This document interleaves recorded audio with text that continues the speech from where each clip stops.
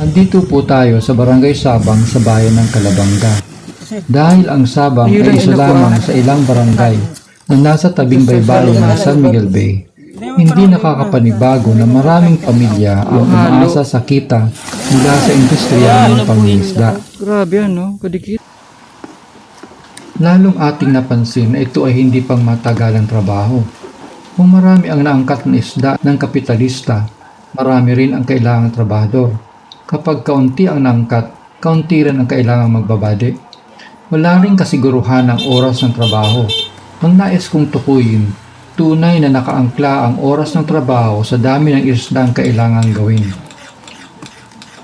Lalong walang benepisyo ang mga nagbabade. Ang kanilang sahod o kabayaran ay tinatasa kung ilang kilo ng partikular na isda ang kanilang nabade.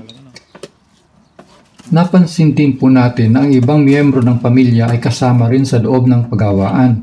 Kaya hindi nakakagulat na ang ina kasama ang anak, asawa o magulang ay nasa loob at sila ay tulong-tulong na nagbabade rin. Ito ay hindi phenomenon, hindi rin ito nakakagulat. Ngunit ito ang malungkot na katotohanang partikular na totoong-totoo dito sa barangay ng Sabang. Sa pag-ikot po natin sa barangay, nakita po natin ang kahirapan sa pamumuhay ng mga tao. At dahil sa wala namang permanenteng pagkakakitaan ng karamihan, niyakap na nila ang ganitong kapalaran. Walang oportunidad na kinakaharap na maaaring makatulong sa pag-angat ng buhay ang mga tao dito maliban sa pagbabade. Ang mga kapitalista o namumuhunan ay limado kumbaga sa sabong dahil madami ang maaaring makuhang manggagawa dito sa loob ng barangay. Palalampasin na sana natin ang ganitong malungkot na obserbasyon, ngunit may dagdag na masakit na katotohanan ang kasalukuyang nangyayari sa maraming mag-anakan dito sa Sabang. Pati mga minor de edad na kabataan, hindi pa dapat nagtatrabaho sa pagawaan, lalo na sa ganitong klaseng kapaligiran ay andito sa pagbabade. Nang tumama ang pandemya at natigil ang pasok ng mga eskwela sa paaralan, ang mga kabataan na minor de edad ay pumasok na rin sa pagbabade kasama ng kanilang mga magulang. Dito po ay aatras tayo ng kaunti sa ating pahayag. Kahit wala pang pandemya, marami na ang mga kabataang minor de edad na napilitang pumasok sa pagbabade upang makatulong sa kanilang mga magulang. Ang mga batang lumaki at lumalaki sa hirap, mabilis maunawaan ang ginagawang sakripisyo ng mga magulang. Kahit may mga pampublikong paaralang elementarya at high school sa loob ng barangay, nahihirapan din ang mga magulang sa pagbigay ng pangtustos sa baon at pambili ng mga gamit sa eskwela. Tunghayan po natin ang opisyal na kaalaman ng pamahalaan ukol sa mga minor de edad at kabataang nagtatrabaho na pilitang maghanap buhay o mamasukan. Ayon sa inilabas na datos resulta ng survey ng Philippine Statistics Authority noong taong 2020, ang Pilipinas ay may kabuuang populasyon ng 31.17 million na kabataang may edad na 5 hanggang 17 taong gulang. Na numerong ito, 2.8% or 872,000 ang nagtatrabaho. Sabi ng survey, ang mga minor de edad na kabataang lalaki ay mas mataas ang numero kumpara sa minor de edad na kabataang babae na namamasukan. Sa taong 2020, katumbas ito ng 582,000 o kaya 66.67% ay lalaki at 291,000 naman o kaya 33.3% naman ang mga babae. Dagdag pa, mga kabataang may edad 15 hanggang 17 taong gulang ang mas may posibilidad na mamasukan ng trabaho kumpara sa mga edad na mas mababa dito. Katumbas ito ng 68.9% sa kabuuang total ng taong 2020.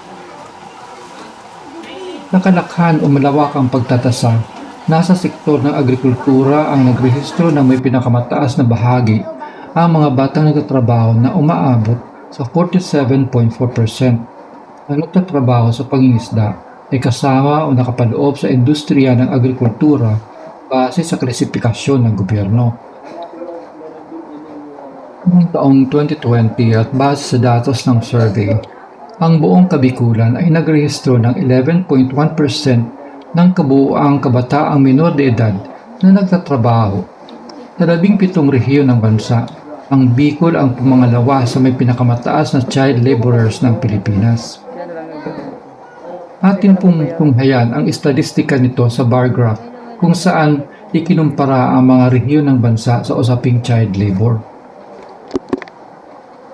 Nilinaw ng survey na pag sinabing child labor, tinutumbok nito ang kabataang may edad 5 hanggang 17 taong gulang na nagtatrabaho sa lugar na naglalagay sa kanila sa hindi paborable at delikadong kalagayan at kapaligiran.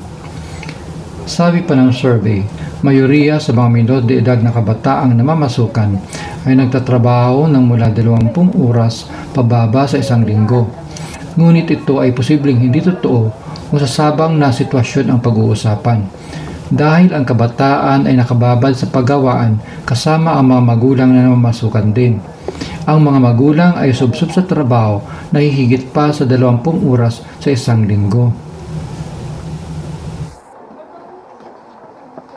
Dagdag pa ng survey, ang numero ng mga batang namamasukan ay patuloy ang pagbaba kung ang pagbabasehan ang resulta ng taong 2019 kumpara sa 2020.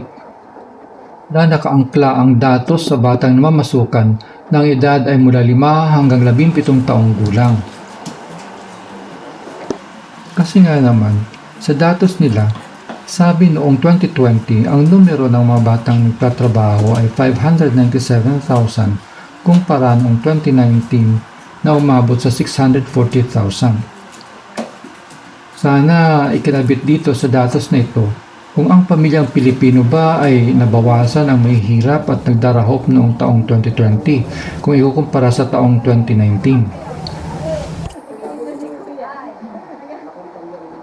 Mayaman sa impormasyon ang mga ginagawang survey ng ilang sangay ng pamahalaan.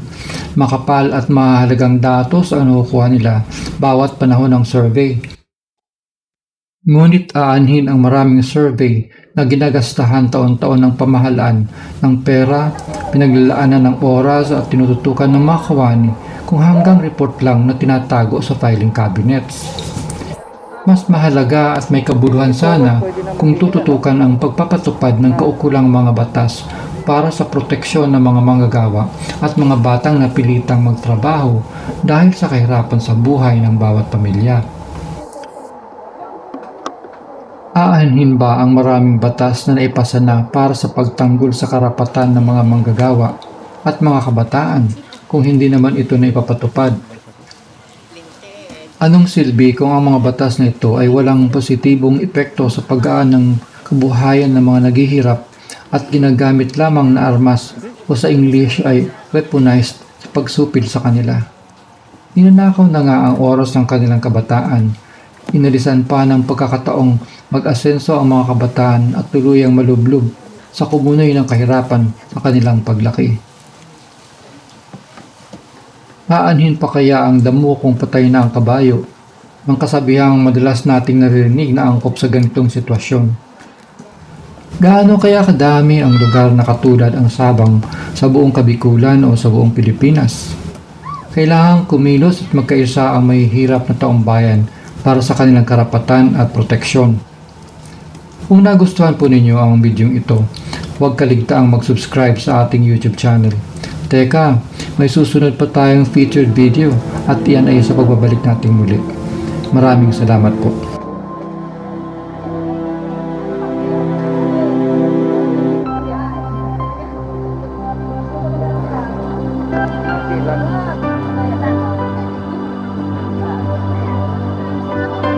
Hindi ka sa camera.